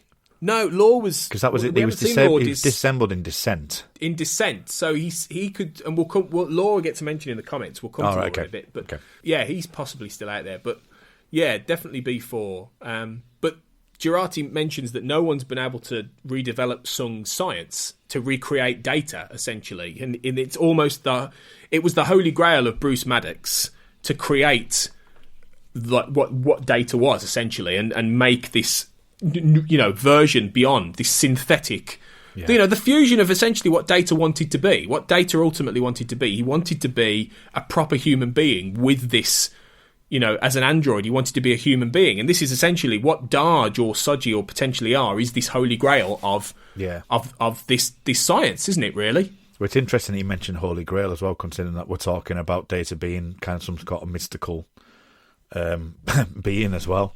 The fact that, you know, because it is the ultimate what Data wanted to be, and I know he pretty much reached that in the likes of, you know, First Contact and Nemesis, but it wasn't really kind of, you know, what we are seeing here. I would encourage anyone at this point to go back and watch the episode of The Next Generation called "The Measure of a Man." Which was from season 2, I think, of TNG. It's one of the best episodes of the first couple of those ropey first couple of seasons. The Measure of Man is great. It's a really, really good episode, and it features the character called Bruce Maddox, who was a commander, and he worked in the Daystrom Institute, essentially in this division in a way. It just had a slightly different name, and he was the person who had first objected to Data entering Starfleet because he wasn't a sentient being. He was an android. And the whole episode essentially ends up being that Maddox, you know, takes on this idea that Data shouldn't be in Starfleet, and it's Picard who has to defend his right as a human being, you know, and as a sentient being in order to continue serving in Starfleet. Yeah, but he also wanted to make an army of Datas, didn't he? That was kind of the premise, that he was Starfleet's property. He wasn't a sentient being. Exactly. They could use him as they please. Yeah. And he was only in one episode, but it's interesting how they've made him potentially quite a key part of this whole story. Well, he doesn't appear, but his Data's Day is when Data, because they get over that, obviously, and then Data's Day, Data's sending almost like updates, which I think might be quite important. Because if he's sending updates to Maddox, I don't know when Data's Day was. Was that season 5? Season 4, maybe. I think something like that. Yeah. So Data was in contact with him for quite some time during the 7-year run as well. So the fact that, you know, we've got this mention of Maddox, and, you know, we do have history with him, and he has changed a lot in the 2 episodes that he was in or was mentioned in. Well, we find out that he ended up being a mentor figure for Agnes Jurati, and he recruited her, and this is what he was trying to do. When Picard presents the necklace that Darge had, she talks about something called fractal neuronic cloning, which was this idea that if Maddox found a piece of Data's neural net, even a flicker of it, he could essentially recreate his memories and rebuild him from one positronic neuron. And I mean, that's fascinating in itself, but it's this idea, this idea that maybe Maddox did create this essentially with these twins, you know, or however many there are, modelled after the painting of Daughter, and this is where Jurati gets to the point where she says, "Oh, there was 2 of them," and Picard's like, "Oh, there's another one," which will set him off on his course. But it's a really interesting idea that there is, like we say, this holy grail of research that ties back to Data and sort of is the advancement of this whole idea of human machine, synthetic android. I love how it's brewing all this together with everything else, with all the big geopolitical stuff. But ultimately, Data is going to be at the very heart of this whole story of whatever's going on, of whatever's Darge was involved with, whatever this all means. It's going to connect. Mars, Romulans, Borg, the supernova, everything. It's all going to connect eventually. Yeah. So, what position does Maddox have? Is he the guy? Is he running that Borg cube? You know, was he the guy who created these girls? You know, what do you think? Because he's disappeared since the Mars attack. So what do you think's going on with him? You mentioned it a bit earlier, but what's your theory? Yeah, I mean, there has to be some element of that. He's found this essence and created the twins. Really, for him to disappear, I would. My original, I mean, obviously this might be completely wrong. Would be he would have to be on that Borg cube because the daughter's on there. So. Whether or not that he is there, but if he's in hiding, is he potentially? Why is he in hiding? Why is the? Yeah. I know that synthetics are banned, but it's not as if he can't, just be like where Agnes is and just like, well, no, we can't do anything, but do something in secret. So there's no. So it's the question of why is he in hiding and why has he created, if he has created, these twins? So it's That's the big question I think it needs answering, really. Yeah, definitely. And presumably we'll see him, whether it's still played by actor Brian Brophy or it will be a new actor in the role. I hope it's the original, to be honest, because it'd be a really interesting thing if they do that, even though he's not a big actor or anything. And it's whether we will see him. It might not be. We don't. He might be dead. We might then find out that he's crucially involved, but he's not around anymore. So it will be interesting to see what happens there. And where this takes Picard next. But we've got one final scene, which is at the end, where we cut to what is called a Romulan reclamation site at first. And we see a Romulan ship, a Raptor by the look of it, flying in. And that's where we see the other Darge, Dr. Soji Asher, who is approached by a Romulan guy called Narek, a very posh English Romulan. Hello, my name is Narek. Who enters with a red light. Which isn't foretelling anything, is it, really? Not at all. Red light and a sinister theme as well. Yeah. So I think this is our villain, sort of, of the piece in some way. So who he is, we don't know. He's new to the reclamation site. He chats up Soji pretty quickly, who says she's here and that she's got a twin sister and that Narek. He recognises the necklace, which suggests that he knows exactly who she is and what's going on here, and that he mentions a brother who he was close to, but who he lost last year unexpectedly. So quite what that means, we don't know yet. But my question really was, after Soji mentions her twin sister, did Darge know? Presumably, she. This is where I think that she, even though it wasn't mentioned, she's the twin sister. It's that whole thing. So did Darge know about Soji? Did they grow up together? Did she just not mention her? And is that, she presumably means Darge when she talks about her twin sister, or does she? Is she talking about another one? Who knows? We don't know at this stage. What did you make of this scene? It was an interesting little scene anyway, wasn't it? Sort of establishing two new characters and one mysterious guy. I think the Darge and Soji thing's an interesting one because it doesn't seem to be. Like, she's a doctor, the sister, the twin sister, which obviously gives you an idea that whereas Darge is going for a fellowship in advanced research, they're both in the kind of same remit. And is that to do with the dad or whatever? Or again, is it false memories that they've been planted? Is there more than one of them? And if they are being made in twos, is that there could be quite a few of them. So. But that's interesting. But the Narek thing, as I say, it's not exactly going backwards and coming forwards really with the kind of aspect of what he may entail and the chatting up and saying or you fix people. I also like the fact that he says you fix bodies or you fix people all the time. And obviously the reveal being that we're on some sort of cube shaped spaceship. Which obviously is massive in Next Generation folklore and as you mentioned, Star Trek Voyager as well. Well, yeah, it's a Borg cube, and I think this opens up a ton of questions. And it's almost a shame actually the trailer revealed this, because this would have been a jaw dropper. Had we not seen this in the trailers, I think we'd have gone, "Oh my god!" Unfortunately, we sort of knew this was coming in a way, because we'd seen this exact shot, which is a bit of a shame, but. I think it's still a wow moment. It's still a really cool moment, and it opens up a ton of questions. I mean, for one thing, what is a reclamation site? What are they reclamating? Are they hoovering up things that were destroyed in the supernova? You know, what exactly is the function of that cube? How have they got Borg technology? How have they got a cube that they've hollowed out and they've turned into a base that they're using? Is there more than one? You know, have they got an entire fleet of old Borg cubes that were destroyed in some way? Were a fleet of Borg cubes destroyed by the supernova or damaged by the supernova, and they got them and they just repurposed them?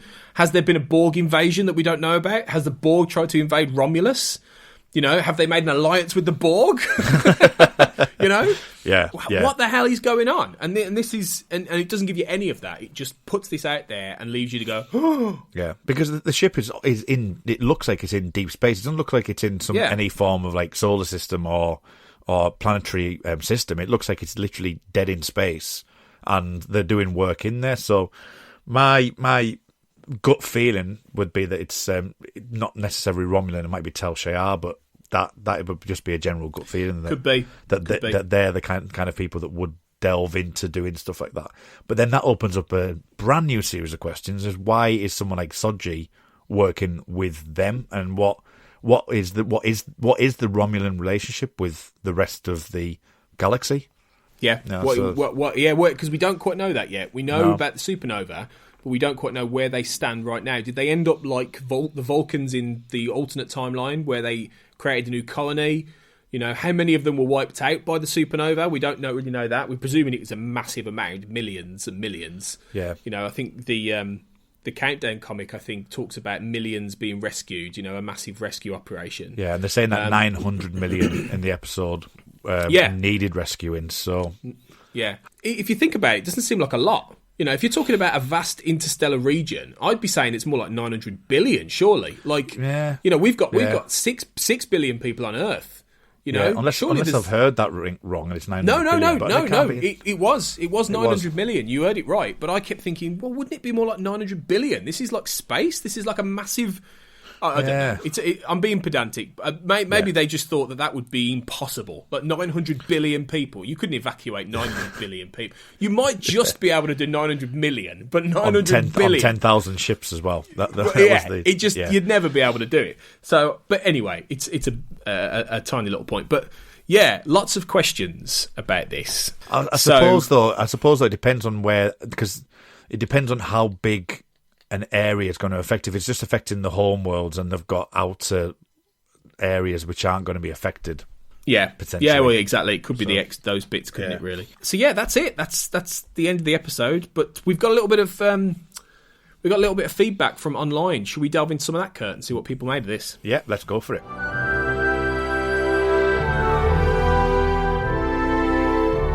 So yeah, we've got some thanks to anyone on Twitter, on our Twitter, at Jean-Luc Podard, which I'm glad we managed to get actually as our Twitter because it's great. And we've got a Facebook group now called Make It So, a Star Trek podcast fan group. So yeah, look out for that on Facebook, guys. And I put a little call out for some thoughts in there. So on Twitter, I'm with Nicola says it's just brilliant, and I got emotional at some parts. I think we all did, Nicola. We're with you, Nicola. With Nicola. Ross Goldie said, the Picard we know and love is back. Yes, again, I entirely agree. Michael Bentley says, I absolutely loved it. As someone said elsewhere, it feels like the show already knows exactly what it is and where it's heading. That probably wasn't true, even with Emissary, great though that was. Which, is interesting. I mean, as we said earlier, the pilots, it's hard to sort of classify this as a pilot in the same way, and I think... I would say that Emissary is probably the strongest pilot, you know, as such from Deep Space Nine, in how much it sets that world out. But yeah, if you look at the pilot episode and the final episode of DS9, they're very different, you know. A little bit. Whereas they've mapped a lot out already with this. Yeah, well, I think already as well, because it's a chapter-based thing. I think we might have more of an idea once we get episodes 2 and 3, because I think LA saw the first 3 episodes, didn't they? So that's potentially what forms the majority of the kind of the opening chapters, really. So it'd be interesting to see what happens by the 3rd one. On Facebook, Zach Moore, our friend Zach Moore, who will be one of our guests, I think, hopefully, in one of the future episodes of Make It So, says, I liked it. It was wonderful seeing stuff like Data, the Enterprise D, 10 Forward, and everything in Picard's storage unit. But ultimately, that was just fan service. Are we really leading to Data's return? It's a question. One would hope so, but if the science is quite dubious... But the science is quite dubious, especially since they've written off B4 as a failure. Guess those Countdown comics aren't canon after all. Captain Data, anyone? Now, this is interesting. This is something that I was thinking about, actually, because if you read the 2009 Countdown comics, which give an explanation for how Spock ends up in the jellyfish in 2009 Star Trek, right? Okay. Which is essentially created by Geordie LaForge and, you know, with the help from Picard, who in that reality is an ambassador to Vulcan, Captain Data, who is now captain of the Enterprise, and he's also been living in that all good things sort of Cambridge house. So they're very different. It's a very different world. None of what we know has happened. No Mars attack, nothing like that. Yeah. So we've now got to shunt that into an alternate continuity, and it's a bit of a shame in a way, because that actually did give an explanation for how Spock ended up in that jellyfish. But I think mainly they just thought, you know what, we don't have to make that canon at all. Like, nothing in that necessarily is mentioned in the movie Star Trek. Spock could have created that ship anywhere. So I think that's the way. Well, I think that happens in so many genres, though, don't they? I mean, Star Wars have like pretty much reset themselves to a lot from a lot, and the X-Files had that season 10 comic, which then was a canon, but then when season 10 came out, it just wasn't canon anymore. No, exactly. So we've got this new Picard countdown canon. I mean, you know, you never know in years to come. You know, that might just get wiped out. It's the unfortunateness of comic books, really. Yeah. It's just one of those things. And obviously over literature as well. But is this leading to Data's return, do you think? You know, I was thinking about this to a degree today, whether or not I'd want to see him, and I think it's fine in the dream sequences. I'm not too sure if I'd want him to suddenly come back as kind of some sort of, if we go down the mystic route, another Messiah. He's maybe just been hidden behind a rock and has been reborn again. I don't know. I mean, because they are talking in those kind of terms, aren't they? You know, you can just from one neuron that we're going to be able to recreate his whole positronic brain again. So the possibility is definitely there. Whether or not I'd want to see it, I think I'd like to keep it more of he was a great man rather than go back into it and use the dream sequences. It could go, it's interesting. I don't really know yet myself. It's one to think about. With all Zach continues, with all this talk of Data's daughters, which is a stretch to describe them as such, but in my opinion, what about Lal? And what about Lore, for that matter? Here's hoping they're at least referenced at some point. I think exploring the use of Lore to resurrect Data could lead to some classic Star Trek moral dilemmas. Now, we mentioned Lore earlier, Lore being the evil twin, essentially, of Data, who was created by Dr. Sung and then went off, you know, and he was a recurring occasional villain on The Next Generation. I don't know with Lore, because I partly wonder, I mean, it would fit the twin thing, you know. Yeah, it would, yeah. But is it not a little bit of a cliched idea now, the evil twin, you know, the dark id side? You know, Lore was a bit of a, excuse me, he was a bit of a, in some ways, a bit of a clunky sci-fi idea, and I don't know if they're going to want to bring that in, to be honest. I think you're more likely to just see B4 in some content. I don't know. I'm not sure that Lore is on the drawing board myself. Yeah, I can't. I mean, as I mentioned, technically, if we're looking into it, that Lore has been disassembled and was disassembled in the descent by Data. What happened to that body? Where did that end up going? B4 is obviously... B4 was easier to bring in, because if people are getting into the series and want to go back, they reference Nemesis directly. So everything you need to know is within that film. Yeah. So you don't necessarily, you know, you don't have to go back to, you know, to the that episode, because there's so much in it already, and I think that's probably the reason why Lau wasn't really brought into it, because bringing an extra daughter into it when, you know, you're talking about daughters as well might just get a tad confusing into the narrative. Bit much. No, I agree. I think that's fair enough. Zach continues, the most random thing to me in the episode, though, was the action sequence in the middle. Dargie's over-the-top abilities, the fact that her hunters could beam down to where she was but not beam her up, the ridiculous way in which she died. Romulans have corrosive blood now. Picard being blown back like 50 feet from the explosion, and of course the absolute cop-out of her having an identical twin. So it's okay that she died, there's another one. That's just lazy writing. I think it's interesting. I liked it more than Zach, but I think it is, and I think we've got to wait and see on that blood, because I keep wondering if that's maybe, I mean, it could be that maybe Romulans who were really close to that supernova had really sort of awful adverse effects, and that maybe it's caused some change in their chemistry, their biochemistry.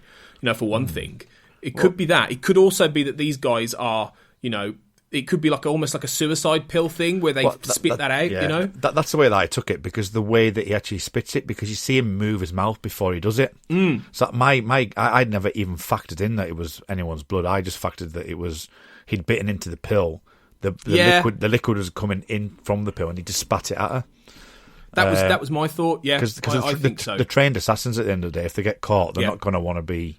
The intelligence officers aren't going to want to be interrogated, are they? So exactly. Yeah, that's the way that I took it. I think if you do watch that, because I've seen it a few times, I'm pretty sure the way that it's filmed and the way that he moves his mouth, that there's definitely a consideration that it is him biting into something to do it. So yeah, I do like your idea, though. I do like your idea that some people have been affected by the supernova. That would be very sci-fi. It could be, and I don't know how that works in practice, but it's maybe. I don't know. Yeah.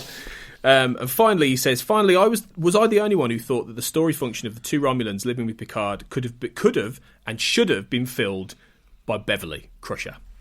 I can see what you mean. Yeah, I mean, like we say, the Countdown comic will explain a little bit of why they're there, but I mean, they could have done the Beverly thing, couldn't they? But then would he have been too happy?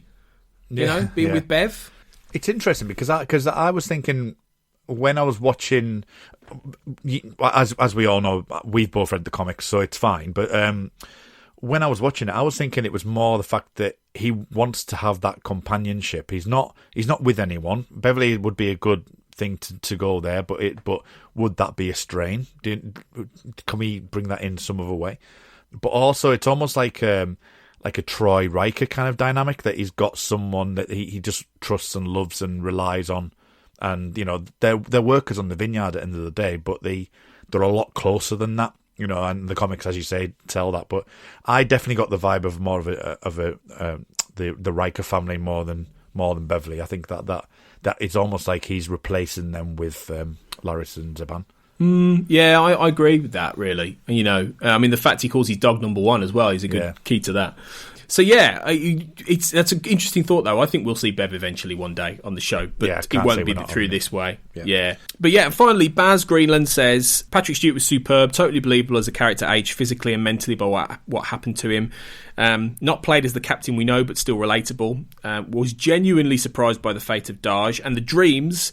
Enterprise D, 10 forward, TNG uniforms were lovely little moments of nostalgia without making the episode a nostalgia fest. It did a good job of world building 20 years on from Nemesis, but feels like it's just getting started. Excited to see what comes next. I think we should leave the final word there to Baz, actually, because that's exactly how I feel. I don't know about you, Kurt. I've got one thing to say. Go on then. What's happened to Geordie? Oh, right. We're going to cliffhanger that, okay? Yeah. Because we'll get into this a little bit more in Countdown 3. We will. Okay, we'll talk about that because it's Kurt's weekly "What happened to Geordie?" question, which is going to become a feature now. So yeah, stay tuned for that one. Stay tuned. Yeah.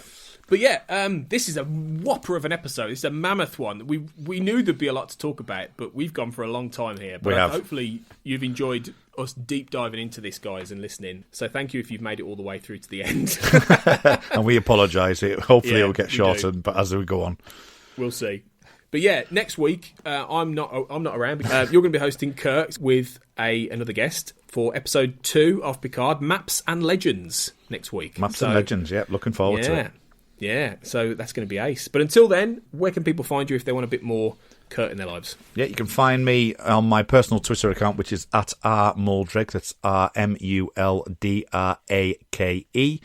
And coming in February is my second season of Pick Up a Podcast, which is where I interview podcasters about their podcasts and their history and behind the scenes and what they do. So you can find that at Pick Up a Podcast. And then coming back in around April time, is the Time Is Now pod, which is a podcast on Millennium, the TV show from which was out in 1996 and 1999. So Pick Up a Podcast is probably the most relevant one, and obviously next week come back and listen to me and the guest talk about Maps and Legends. Magic, absolutely. I'll be back in 2 weeks to talk about episode 3 with another guest, and you and I will be back on together for the finale episode. Yeah. Well, we'll be on Countdown 3, which will be coming soon, but we'll be back on then for the final episode of the season where it all wraps up. So that'll be fun. You can find me at AJ Blackwriter on Twitter, and obviously find this podcast at Jean-Luc Podard, as I said earlier. Find us on Facebook at the Make It So Star Trek podcast fan group. And yeah, make sure you check out all the other shows on We Made This at WeMadeThisPod.com, at We Made This Pod on Twitter, and www.wemadethispod.com if you want to find all the shows. So look us up. But yeah, we'll be back then for another round of Picard very soon. So yeah, until then, thanks for listening, everyone, and engage.